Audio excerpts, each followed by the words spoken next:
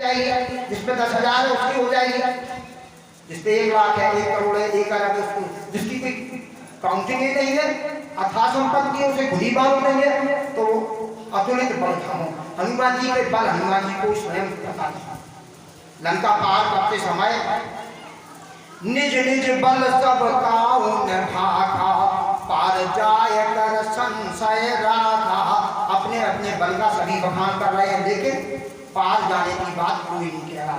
जामवंत ने थोड़ा कहा कि जब इत्र विक्रम रहे भयउ खरारी, तब में तरुण रहे बल भारी। तब मैं जवान था, जामवंत जी कह रहे हैं, जब भगवान ने बलि का उद्धार किया था। बल बांधत बल बाढ़ सो तनु बरन न जाए, उभय घड़ी में दीन सात प्रदक्षिण धाय। 24 मिनट की एक घड़ी 48 मिनट में हमने 7 परिक्रमा की थी समय भगवान की, लेकिन अब नहीं कुछ कर पाएंगे। वो अंगद कहाँ जाऊँ मैं पहारा, जे संशय का चुफेर दी है बाहरा। अंगद कहते हैं वापस नहीं जा पाएंगे, इतनी क्षमता से उड़ जा पाएंगे। नील कहा है मैं 70 जाऊँ, नील कह रहा है 70 जा पाएंगे, नल कह रहा है 85 चले जाएंगे। लेकिन हनुमान जी उन्हें पता ही नहीं हमारा कितना बल है, तो पता नहीं है। अब जामवंत कहते हैं कि याद दिलाना पड़ेगी। काच कुसाद रहे बल वाहना, पवन तनय बल पवन समाना। अरे तुम्हारे अंदर तो पवन के समान बल है, तो हम उन्हें क्या करें। राम काज लगता हुआ उतारा। हनुमान जी राम काम के लिए अति आतुर हैं।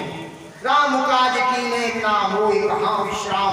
और यदि आप राम काम में लग गए तो आपके काम की जिम्मेदारी हनुमान जी की है, किसी की नहीं है। मैं इस मंच से बात दावा से कहता हूँ, और ये घटना हमारे साथ घटी है। हम मंच से तो शेयर नहीं कर सकते, बात में हम पूछा क्या बता सकते, क्योंकि हनुमान जी यदि आप राम के कार्य में लग गए तो हनुमान जी आपकी मदद करेंगे। क्यों?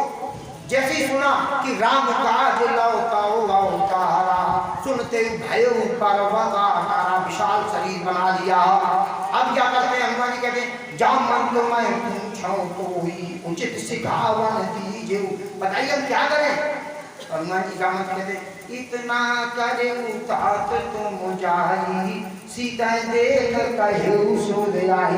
सीता को देख कर तो वापिस आ गया, बाकी आगे आपको कुछ नहीं करना, इतना ही करना। तो हनुमान जी अतुलित बल के धाम है, इसलिए बल बुद्धि विद्या देव बल प्रदान करो, और विद्या ज्ञान नामात्र गण्यम, ज्ञानियों में श्रेष्ठ हो विद्या कीजिए। हरहु कलेश विकार, और कलेशों का हरण करो, हमारे मन के विकारों को दूर करिए। जो एक बार हनुमान जी की शरण में चला जाए उसके सारे विकार हनुमान जी दूर कर देते हैं। आगे हनुमान जी आगे गोस्वामी लिखते हैं कि जय जय जय हम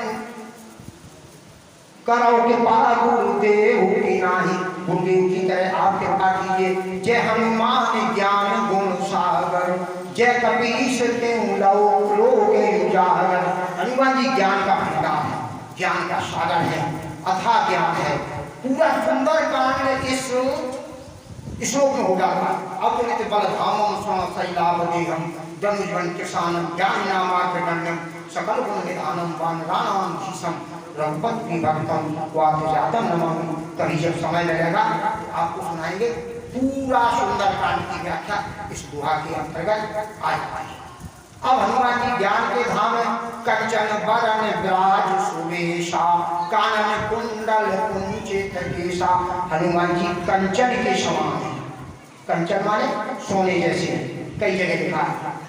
अतुलित बल धामम स्वर्ण शैलावदेहम, आंजनेय मति पाटललनम कंचनाद्र कमनीय विग्रहम। कई जगह प्रमाण है हनुमान जी का शरीर कंचन के समान है, सोने के समान है।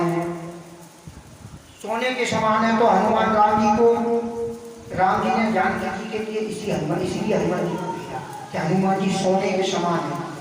दंडिका रण में जानकी जी के मन में कंचन मृग को देख करके लालसा उठी थी।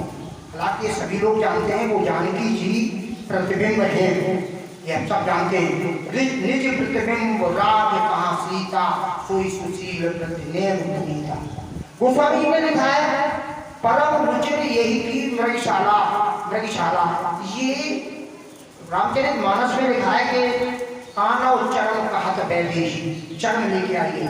लेकिन गीतावती में गोस्वामी जी लिखते हैं अति पालवे जोग लागे, बड़ा सुंदर है, पालने लायक हिरण है, अगर पकड़ में आ जाए तो ले आना और ना पकड़ पाओ तो इसकी मृगशाला ले आना। ये गीतावती में गोस्वामी जी ने लिखा है। तो राम जी ने प्रयास किया और जब पकड़ नहीं पाए, क्योंकि वो नकली था तो इसलिए उसको मार दिया, सोने का नहीं था, सोने के बनाया था। अब राम जी के मन में एक विचार ये रहा कि हम अपनी जानकी जी को सोने का मृग मांगा था, हम दे नहीं पाए, तो हम सोने का मृग भेज रहे हैं। बंदर को भी मृग कहा गया, शाखा मृग की बड़ मनुसारी, शाखा ते शाखा पाए जाई, इसलिए हनुमान जी को भी मृग बनाया गया। अब सोने का मृग है तो जानकी जी के मन में आया इसकी पहचान कैसे हो कि सोना असली है कि सोना नकली है।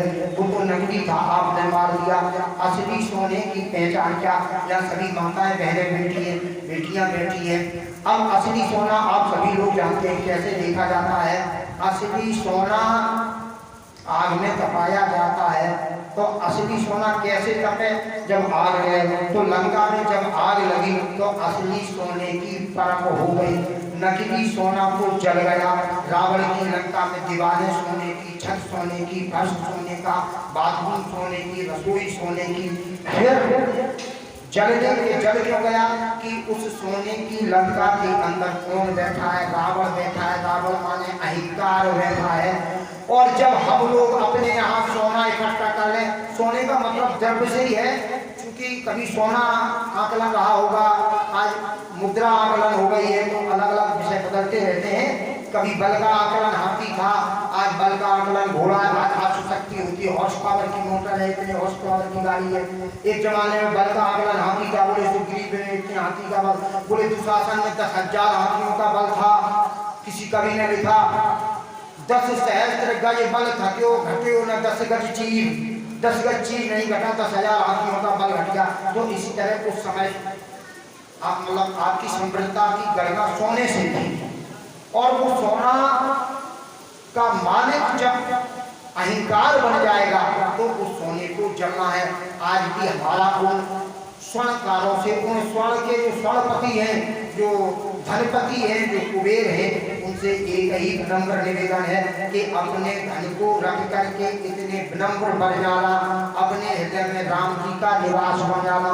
लंका जल गई क्योंकि उस सोने के अंदर कौन बैठा था? अहंकार रूपी रावण बैठा था। हनुमान जी क्यों नहीं चले कि जा हृदय आगार बसाए राम सर चाप उधर, इनके हृदय में स्वयं राम जी बैठे हुए। जब आप पर धन आ जाए तो भजन बढ़ा देना चाहिए, जब कष्ट आ जाए तो भजन बढ़ा देना चाहिए, क्योंकि कष्ट का निवारण धन का मोह दूर करती है ये काम राम का भजन, और कष्ट का निर्माण भी, कष्ट का भी शमन दूर करेगा राम भजन। तो ये राम भजन आपका, तो ये राम भजन आपके कष्टों को दूर करेगा। तो कंचन बरन विराज सुरेशा, कानन कुंडल कुंचित केशा। ये हनुमान जी की सुंदर व्याख्या, सुंदर हनुमान चालीसा की। अगर आपको बहुत ज्यादा समय न मिले तो 2 मिनट में, अरे आप धीरे पढ़ोगे तो 3 मिनट में हनुमान चालीसा हो जाता है। एक बार हनुमान चालीसा जरूर पढ़ें।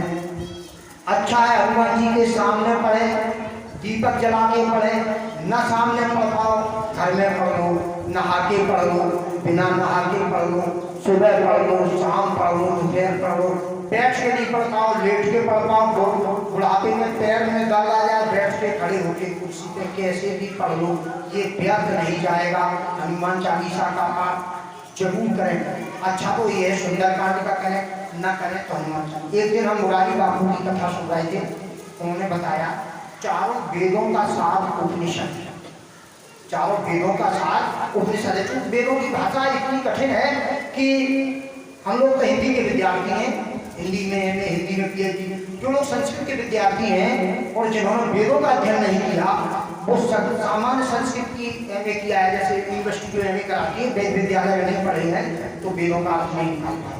वेदों की संस्कृत क्लिष्ट है, उनको सरल भाषा में ऋषियों ने लिखा वो उपनिषदों को, और उपनिषद का सार श्रीमद् भगवद गीता, और श्रीमद् भगवद गीता का सार श्री रामचरितमानस है।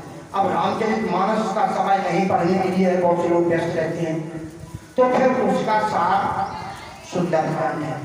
सुंदरकांड भी नहीं पढ़ता तो उसका सार हनुमान चालीसा है, और हनुमान चालीसा भी न पढ़ता तो उसका सार राम नाम सबका सार है। एक बार एक जगह कथा हो रही थी तो हमें उस कथा में जाना था, क्योंकि हमारे पास एड्रेस नहीं था। जैसे यहाँ को बैनर लगा था, हम आ गए, और भैया जी के घर हम कई बार आ चुके हैं, तो हमने एक दो बार आए थे तो हमें मालूम नहीं था, तो पंडित जी ने बताया था कि भैया जी के पास है, तो हमने इधर ही आ गए।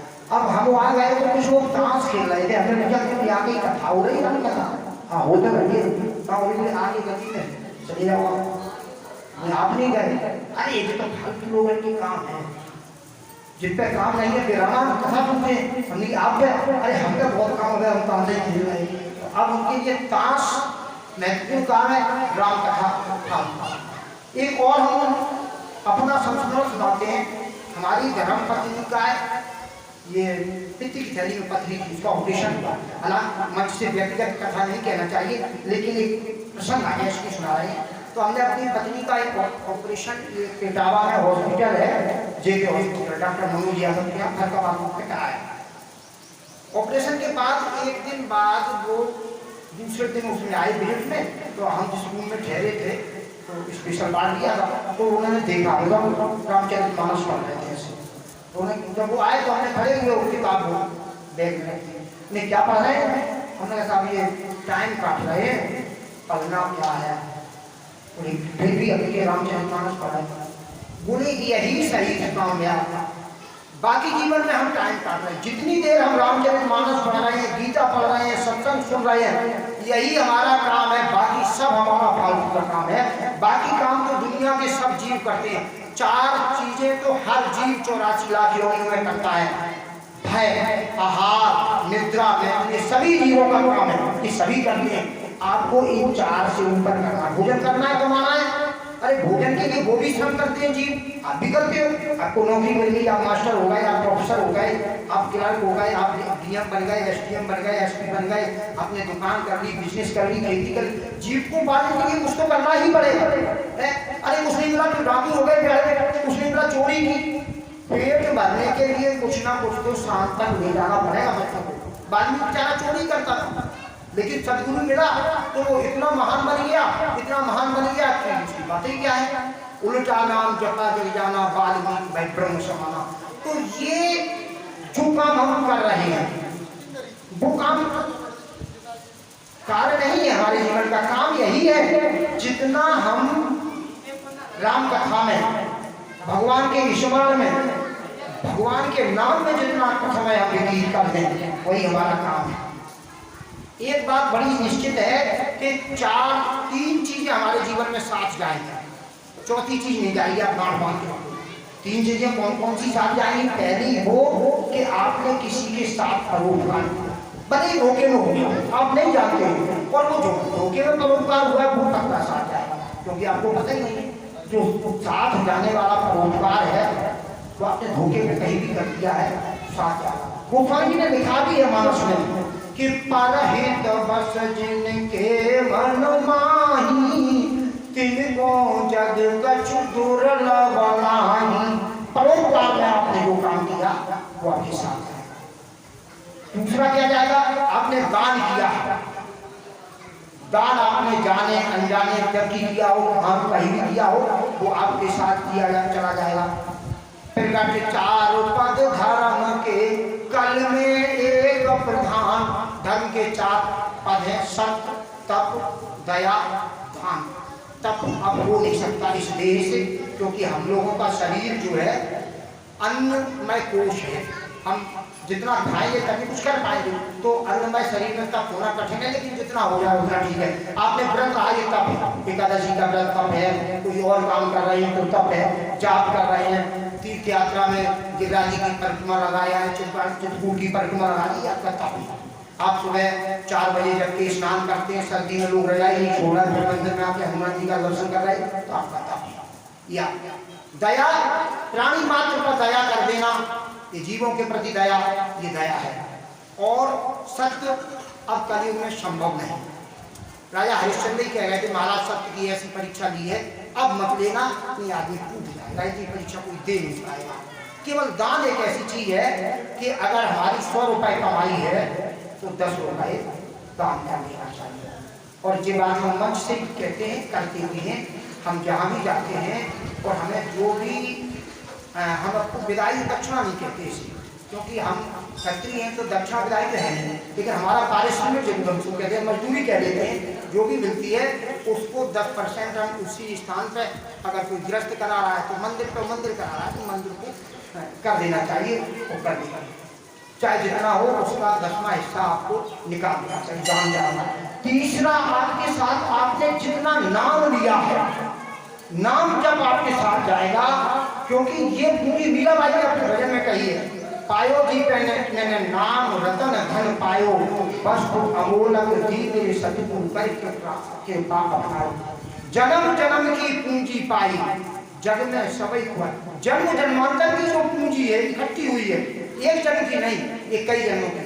बैंक का खाता तो आपका चला जाएगा, ट्रांसफर हो जाएगा, वो आपके बच्चे ले लेंगे, और कहीं गड़बड़ा है अगर बता गए तो जब गड़ने की समस्या खत्म हो गई, जमाना था तो लॉकर वॉकर में है तो सब चला जाएगा, वो आपको नहीं मिल पाएगा।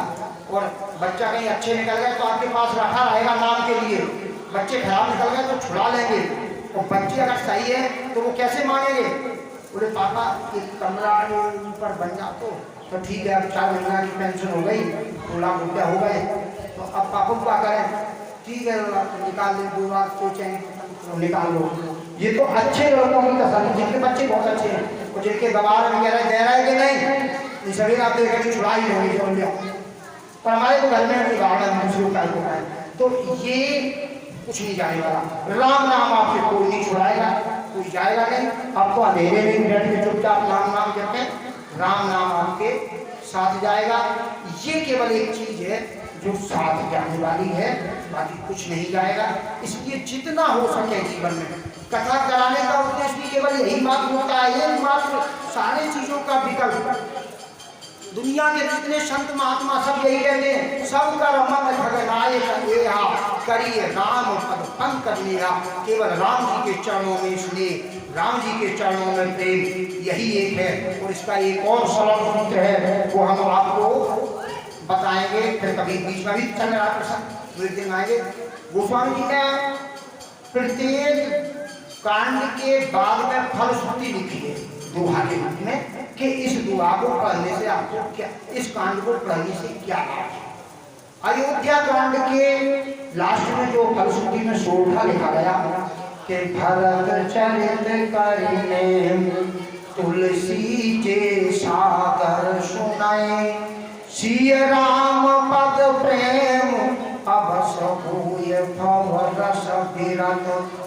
भरत जी के चरित्र को यदि आप नियम के साथ, निश्चितता के साथ, आदर के साथ अगर सुनते हैं तो 2 चीजें हो जाएंगी, सिय राम पद प्रेम अवश्य हो, अवश्य ही हो जाएगा, अवश्य ही सीताराम जी के चरणों में प्रेम हो जाएगा। और ये अवश्य लिखा है, ये दोनों में शामिल है, भाव रस विरत, संसार से विरक्ति भी हो जाएगी और राम जी के चरणों में प्रेम भी हो जाएगा। इसलिए जिनके पास समय है, जो कर सकते हैं, वो तो रामचरितमानस में अयोध्या कांड के दोहा क्रमांक 156 से, जैसे 156 के बाद चौथी अध्याय है, फिर भी आप 156 दोहा से स्टार्ट करके बाद में पूरा अयोध्या कांड का पाठ करें। 2 दोहा, 4 दोहा, 5, 11, जो भी आपकी सामर्थ्य, श्रद्धा, समय जितना हो आप करें। ये एक मंच से हम आपको ये दावा करके कहते हैं, गारंटी से कहते हैं कि 9 महीने के अंदर वो आदमी राम चरण बिंदु अनुरागी बन जाएगा, राम के चरणों में प्रेम हो जाएगा, ये निश्चित रूप से है। इसलिए इस पर विशेष ध्यान दिया जाए। अब हम आगे कथा प्रयास करते हैं। हनुमान जी ने जब लंका में प्रवेश किया, 3 महिलाएं मिली, एक सुरसागिनी, एक सिंहिका गिरी, एक लंकिनी गिरी। लंकिनी से जब लड़े हैं तो हनुमान जी ने बहुत छोटा किया। मसक समान रूप कप धरी, लंका सुमिर चले नर हरि। एक आदमी ने पूछा कि हनुमान जी इतने बड़े थे, मच्छर बन गए छोटे से, तो मुद्री कहाँ रही होगी? हम तो बड़ी सिद्धि और नहीं बड़ी पूछ रहे। और मसक का नाम बिल्ली भी होता है, तो बोले बिल्ली कितने बड़े हो गए? तो मच्छर क्या बिल्ली कितने बड़े भी हो सकते थे? हमने भी वो त्रेता के मच्छर थे, रावण के राक्षस तो बड़े बड़े होते थे, तो फिर मच्छर भी बड़े हो गए। अब हम लोग छोटे हो गए तो मच्छर छोटे हो गए। ये तो आप सब लोग जानते हैं। आज के 20-25 साल पहले जो गाड़ियाँ चलती थी, बुलेरो, ये राजदूत, ज़्यादा हॉर्स पावर की थी। अब आदमी का वजन बढ़ गया तो गाड़ी 100 हॉर्स पावर की आ गई, 100 सीसी की आ गई, और घटेगा तो 50 सीसी की रह गई। तुम घटते जाओगे, ज्ञान भी घटता जाएगा, सब चीज़ें तुम्हारे से घटती। पहले हम लोग लखनऊ से पैदल चले जाते थे, अब सोचते फिर वो आदमी जगदीश की दुकान से साइकिल ले लेते 5 रुपया किराए है। अब ये हो गया कि चलो देखते हैं मोटरसाइकिल वाला मिल जाएगा। तो क्षमता आपकी घटी है तो शक्ति घट गई। तो हनुमान जी ने जब लंका में प्रवेश किया तो 2 बातों में विसंगति मिलती है। एक और गरुड़ जी से कहते हैं, शंकर जी कह रहे हैं, बहुत काल कीजे सत्संगा तबई होए मोह भ्रम भंगा। बहुत काल तक सत्संग करिए तब आपका मोह भ्रम दूर होगा। और लंकिनी क्या कहती है? और दूसरी ओर कहते हैं, आरती हम लोग आते हैं, एक घड़ी आधी घड़ी तो आधे में बुनियाद, तुलसी संगत साधु की हरे को के अपराध। एक घड़ी 24 मिनट की, आधी घड़ी 12 मिनट की, तो आधे में बुनियाद 6 मिनट में भी सत्य का संग हो जाए तो दूर हो जाएगा कष्ट। और वही लंकिनी कहती है, ताप स्वर्ग या पबर सुख और धैर्य कुलाय के अंग और भूल न काय सकल मिल जो सुख लव सत्संग। एक क्षण के सत्संग को भी श्रेष्ठ बताया। और एक और कह रहे हैं कि बहुत काल कीजे सत्संगा। 3 बातें हमारे सामने आ रही, एक छोटा सा सत्संग, एक बहुत काल का सत्संग और एक क्षण मात्र का सत्संग। अब देखिए तीनों में अंतर ये है कि जब संत बहुत अच्छा मिल रहा है और आपके पूर्व जन्म के संस्कार भी हैं, लेकिन किसी कारणवश दबे हैं, तो वो संत उनको हटा के तत्काल एक क्षण में समाप्त करा देगा। लेकिन जब आपके परमात्मा के बारे में जानना ही चाहेंगे, आपके मन में भ्रम उत्पन्न हो गया है, मोह उत्पन्न हो गया है, जानने के बाद हो गया है, तो आपको लंबे समय तक सत्संग करना पड़ेगा। ये प्रसंग गरुड़ जी के संबंध में आया। और गरुड़ जी क्या है कि गरुड़ महाज्ञानी गुण राशि और हरि सेवक अति निकट निवासी। भगवान का सेवक है, बिल्कुल निकट रहता है।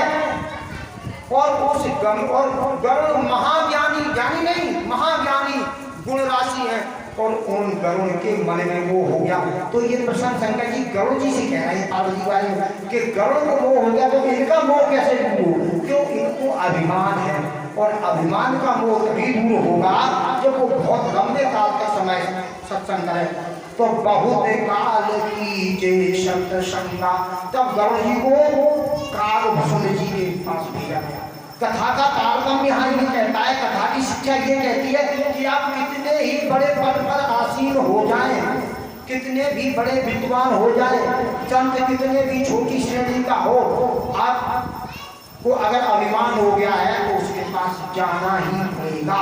और गरुड़ पक्षियों के शिरोमणि हैं, खगेश हैं, पक्षीराज हैं, भगवान के निकट। और पक्षियों में चांडाल पक्षी होता है कौवा, पक्षियों में सबसे नीची लाइन में, सबसे पीछे की लाइन में, सबसे पीछे का नंबर है। और जाकर आ रहे हैं पक्षियों का राजा सबसे छोटे पक्षी के यहाँ जा रहा है। इस पूरी कथा का सार केवल एक मात्र है कि हमें अपने अभिमान का त्याग करके समान भाव में तिष्ठ हो जाना चाहिए, सबको एक भाव से देखना चाहिए। जब एक भाव से देखेंगे तो वो सत्संग का लाभ हमको तत्काल मिलेगा। अब आ जाओ लंकिनी कोई सामान्य महिला नहीं है। वो कह रहे हैं, क्या कह रहे हैं कि हमें तो ब्रह्मा जी ने संकेत दिया है, जब रावण ही ब्रह्म वर दीना चलत कहा बिरंच मोए चीना। जब राजा रावण ने ब्रह्मा जी ने रावण को वरदान दिया तो हमसे कहा एक पहचान है कि विकल है कपु के मारे तब जाने निश्चर संधारे तात मोरियत पुण्य बहुता देखा नयन राम भर दूता। मैंने जब हम राम के दूत के दर्शन कर लिए तो तात स्वर्ग बरग सुख और धैर्य को लाए अंग और धूल न ताए सकल मिल जो सुख लव सत्संग। एक क्षण का सत्संग आदमी को पार कर सकता है, क्योंकि हम यात्रा में जा रहे हैं, मोटरसाइकिल से जा रहे हैं, कार से जा रहे हैं और मार्ग में कहीं राम कथा हो रही है, भागवत कथा हो रही है, प्रवचन हो रहा है। आपने 2 मिनट गाड़ी को ब्रेक लगाया, उधर के दंडवत किया, व्यासपीठ को प्रणाम किया, भागवत महापुराण को प्रणाम किया, तो आप ये समझ लेना कि आपकी आने वाली कोई आनी चढ़ गई। हो सकता है उसी समय कोई दुर्घटना होने वाली हो, आप बच गए। तो इसलिए जहां भी कोई संत मिले, कोई कथा हो, तो 2 मिनट प्रणाम जरूर करिए, जरूर। अपने वाहन से जा रहे हैं, अब दूसरे माने अपने रोडवेज में यात्रा कर रहे हैं, ट्रेन में कर रहे हैं, तो इतना ही है कि हमारे पास मन मस्तिष्क है, अपने रुका दिया। लेकिन यदि आपका खुद का वाहन है, निजी वाहन है, तो 2 मिनट ब्रेक जरूर लगाएं। और विशेषकर उस समय जब माता बहनों को ले जा रहे हैं, क्योंकि किसी को साथ ले जा रहे हैं, माताएं जा रही हैं, बहनें जा रही हैं, तो फिर एक बार अपनी वाणी अपने उसको जो है ब्रेक देना चाहिए, रुकना चाहिए, प्रणाम करके जाना चाहिए। एक समय की एक घटना है, एक व्यक्ति था, उसका लड़का बिल्कुल नास्तिक था, वो नहीं राम नाम लेता। इस संत के पास गया, बोला महाराज हमारा बेटा राम नाम नहीं लेता, बिल्कुल नास्तिक है, चलो बोलो ले आना हमारे पास। ले आए उनके पास में। महाराज ने कहा ठीक है, तुम एक काम करो, राम नाम तो लोग नहीं, बोलो बिल्कुल नहीं देंगे, कोई अच्छा काम नहीं करो, बिल्कुल नहीं है, हमारे साथ रह सकते हो, बोले रहेंगे। महाराज क्या करना, बस केवल भोजन करना, हमारे साथ रहना, जहाँ हम चले वहाँ चलना। रहा 2-4 चल। एक दिन संत ले गए जंगल में, खूब बेहद चला लेता, और जंगल में जाके उससे कहा राम राम राम, बोले हम नहीं कहेंगे। तो संत तगड़े थे, उन्हें कहीं नहीं कहो तो हम खा देंगे। और सोचिए हम तो कोई देख नहीं रहा हो, लेकिन एक ही बार कहेंगे, अब तक हमारी 2 बात मान लो, एक राम कहो, एक और दूसरा। ठीक है, एक बार उसने राम कह दिया, भाई की वजह से कहा। अब उन्होंने कहा दूसरी बात क्या है? दूसरी बात, जब कभी तुमसे कोई पूछे इस राम के बदले में कुछ चाहिए, तो कह देना हमें कुछ नहीं चाहिए, बस। इस राम कहने के बदले में कुछ तुम्हें चाहिए, नहीं चाहिए। ठीक है साहब, समय आया और वो व्यक्ति ऊपर पहुंच गया, उसका अंतिम समय आ गया। जब ऊपर पहुंचा तो उसने केंद्र से उनके यमराज के यहाँ पहुंचा, तो चित्रकेतु ने हिसाब प्रस्तुत कर दिया। कोई साहब इसके जीवन में कोई भी शुभ कार्य नहीं है, केवल एक बार राम कहा है। तो अब यमराज बोले एक बार राम कहने का क्या लाभ मिलेगा, क्या इसको फल दिया जाए? उन्होंने पलटे अपने शास्त्र वगैरह, इसमें तो कहीं लिखा ही नहीं, तो फिर क्या किया जाए? उससे जब तुम क्या चाहते, हमें क्या पता, राम के बदले में हम नहीं कुछ लेंगे। तो चलो ब्रह्मा जी ने लिखा है, विधि ने ये बनाया, विधान बनाया। ब्रह्मा जी के पास गया, ब्रह्मा जी से पूछा, ब्रह्मा जी ने वेदों को पलटा देखा, उन्होंने कहा भाई हमारे वेदों में तो कुछ नहीं लिखा, अब हमसे तो होशियार शंकर जी हैं, शंकर जी के पास चलते हैं। शंकर जी के पास जब गए, शंकर जी ने कहा ये तो हम नहीं जानते, राम की महिमा राम ही से पूछो चलते। जब राम के दरबार में गए तो राम जी से पूछा, महाराज एक बार राम कहने का क्या प्रभाव है? तो ये तो हमें भी पता नहीं, तो फिर इसका क्या है? तो इसको यही छोड़ दिया और क्या करोगे? अब राम के दरबार में पहुंचा तो फिर गोस्वामी जी ने लिखा, गोस्वामी जी लिखते हैं कि नाम सुमरत एक बारा उतराए नर भाव सिंधु पारा। एक बार सुमरन करने पर समुद्र को पार कर, और समुद्र को पार कर लिया। फिर कहाँ लगे कहाँ में नाम बड़ाई, और राम न सके नाम गुण गाई। राम जी भी उस नाम के गुणगान नहीं कर सकते, इसको गोस्वामी जी ने लिखा। इसलिए राम नाम की अनंत महिमा है, एक बार नहीं 1000 बार, और कैसे भी किसी भी परिस्थिति में नाम लो। 4 तरह के राम जी के भक्त हैं, 4 तरह की व्याख्या इस चौपाइयों से है। राम भगत जगे 4 तारा, चारों सुकृति अनघ उदारा। चारों अच्छे कर्म वाले हैं, चारों पाप रहे थे, चारों उदार हैं। अब जिनको संकट है वो क्या करें? जपय कुश जपय नाम जन आरत भारी, मिटय कुसंकट होय सुखारी। वो दुखी होकर के अगर राम जी का नाम ले रहे हैं तो उनके संकट दूर हो जाएंगे। और ऐसा जीवन में कभी भी क्षण आए, जीवन में कभी भी, तो एक बार भी अगर आपने दुखी होकर राम को पुकार लिया तो फिर उस समय एक शब्द है कि राम और प्राण दोनों की बाजी है। केवल प्राण की केवल प्राण के तो प्राण रहेंगे कि अब राम जी दो में से एक, और जब दो में से एक होंगे तो आपके प्राण बच जाएंगे और राम जी। ये हम कल इस कथा को डिटेल में सुनाएंगे। इस कथा में हमने कई भक्तों को देखा है जिन्होंने प्राण की बाजी लगाई, राम के साथ में आ गए हैं। और एक भक्त है इसमें ओरछा की महारानी कुंवर। इस कथा को कल हम आप लोगों के सामने प्रस्तुत करेंगे। भगवान जिनकी गोद में आए, कहा गया है, गोस्वामी ने लिखा है कि जिनकी गोद में मोद बस मोद मान विश्वेश, और कौशल्या सानी भई रानी कुंवर गणेश।